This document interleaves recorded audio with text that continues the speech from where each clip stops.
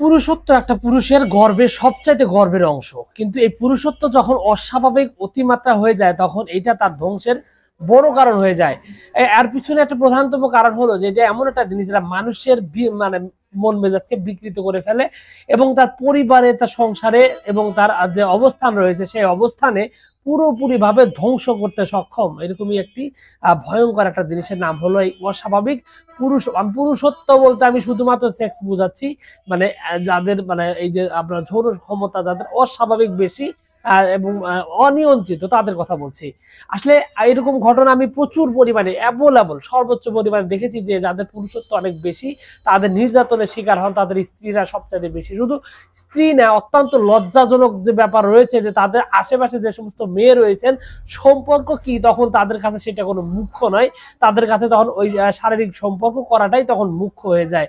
আমি এরকমটাও দেখেছি যে সংসার ধ্বংস হয়ে যাওয়ার পিছনে একটা বড় কারণ হলো এই অস্বাভাবিক আপনার এই যৌন ক্ষমতা বৃদ্ধি অথবা আপনার অতিরিক্ত মাত্রায় যৌন শক্তি। এটা এমন একটা অবস্থা করে ফেলে যে একটা নেশাগ্রস্ত মানুষকে যেরকম একদম বিবেক বুদ্ধিহীন করে ফেলে, ঠিক সেম অতিরিক্ত অস্বাভাবিক অনিয়ন্ত্রিত সেক্সও কিন্তু এইরকম ভাবে একটা পুরুষকে একদম মানে ধ্বংস পর্যায়ে নিয়ে যায় এবং এমন একটা অবস্থায় নিয়ে যায় যে তার পরিবার তার স্ত্রীর প্রতি মানে এমন একটা অবস্থান তৈরি করে যেটাকে বলা হয় যে আপনার নির্যাতনের শেষ পর্যায়ে নিয়ে যাওয়া এবং আশেপাশে মেয়ে বা চরিত্রহীনের জায়গায় যাওয়া বা আপনার বাইরে যে যতগুলো ব্যাপার রয়েছে, এক কথা সর্বনিকৃষ্ট পর্যায়ে যাওয়ার যে ব্যবস্থাটা সবকিছুই ওই পুরুষের মধ্যে থাকে।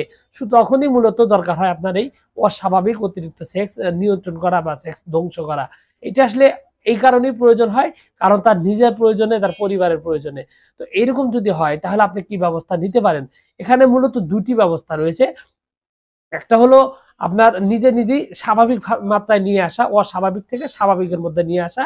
আর একটা হলো একেবারে মানে ধ্বংস করা। একেবারে ধ্বংস মূলত দেখা যায় যে যারা মানে পাগল টাইপের লোক, মানসিকভাবে বিকৃত, মানে বিয়ে শাদী করানো সম্ভব না, সংসারে সম্ভব না, এরকম অবস্থায় থাকে এবং মানুষের উপর মানে এরকম একটা টর্চার করার চেষ্টা করে, যৌন যে নির্যাতন সেটা করার চেষ্টা করে এবং সেই সাথে আবার যাদের স্ত্রী মারা গেছে কিন্তু নিয়ন্ত্রণ করতে পারছেন না, বিয়েও করবেন না, এরকম প্ল্যান থাকলেও তাদের কিন্তু একটা হিসাব থাকে। তো এখন বিষয়টা হলো যে যারা মানে আমি এখানে কিছু ঔষধের ব্যাপারে কথা বলবো, যে ওষুধটা হলো স্বাভাবিকভাবে কাজ করবে। কিন্তু যারা হার্ডলি কমাতে চান তাদের হিসাবটা আলাদা, তাদের ক্ষেত্রে আপনাকে যোগাযোগ করতে হবে। যোগাযোগ করে তারপরে ব্যবস্থা নিয়ে আপনি ঔষধ নিয়ে তারপরে আপনি সেটার ব্যবস্থা করতে পারেন এবং সেক্ষেত্রে স্ক্রিনে যে নাম্বার রয়েছে সেটা দিয়ে আপনি যোগাযোগ করতে পারেন। আর সিম্পলি এটা যদি আপনি নিয়ন্ত্রণ করতে চান, বয়স কম যারা মূলত দেখা যায় যে পর্নোগ্রাফিতে আসক্ত হয়ে গেছেন এবং এটা নেশার মতো একটা অবস্থা, কারণ নেশাগ্রস্ত যেরকম মস্তিষ্কে বিকৃতি ঘটায় ঠিক সেম একই রকম পর্নোগ্রাফি বা এই যে আপনার অতিরিক্ত এই যে আপনার যৌনতার প্রতি আসক্ত হয়ে যাওয়া, এটাও কিন্তু একই রকম নেশা। সুতরাং এখানেও কিন্তু ওষুধের মাধ্যমে এটা রেস্কিউ করা সম্ভব এবং এটাকে বলে আপনার বের হয়ে আসা সম্ভব। এক্ষেত্রে হোমিওপ্যাথিক অনেকগুলো ওষুধ রয়েছে। এর মধ্যে অন্যতম হলো একটি অ্যাসিড ফ্লোর। এটা মূলত যারা সবসময় উল্টাপাল্টা চিন্তা করেন, মাস্টারবেশন করেন, হস্তমৈথুন করেন, এরকম নোংরা চিন্তা, নোংরা কার্যকলাপ যারা করেন তাদের ক্ষেত্রে অ্যাসিড ফ্লোর একটা খুব গুরুত্বপূর্ণ ওষুধ। তাদের এই মানসিক অবস্থা পরিবর্তন করার জন্য খুবই ভালো এটা রেজাল্ট রয়েছে। এছাড়াও ইগল ফোলিয়া নামক একটা ওষুধ রয়েছে, এটাও কিন্তু খুবই সুন্দরভাবে অস্বাভাবিক পুরুষত্ব কমানোর ক্ষেত্রে কাজ করে এবং আরো ওষুধের মধ্যে অন্যতম রয়েছে আপনার অ্যাসিড স্ট্যাবিসেগ্রিয়া রয়েছে, এটাও কিন্তু পুরুষত্ব নিয়ন্ত্রণ করার জন্য কাজ করে।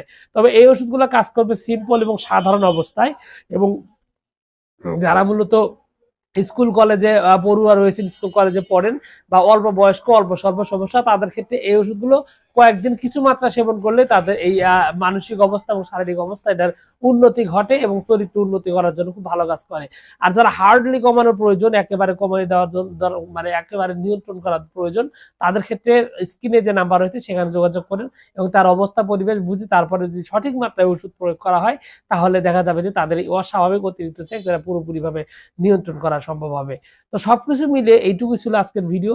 আশা করছি পুরো তথ্যগুলো আপনার অনেক অনেক বেশি ভালো লেগেছে। আর যদি লেগে থাকে অবশ্যই ভিডিওতে একটি লাইক দিন, আর চ্যানেলে প্রথমবার এসে থাকলে অবশ্যই চ্যানেলটি সাবস্ক্রাইব করবেন। কোনো প্রশ্ন, কোনো মতামত, কোনো অভিযোগ থাকলে অবশ্যই কমেন্টস করে জানাবেন। তো ভিউয়ার্স, আপনাদের সকলকে অনেক অনেক ধন্যবাদ। আসসালামু আলাইকুম।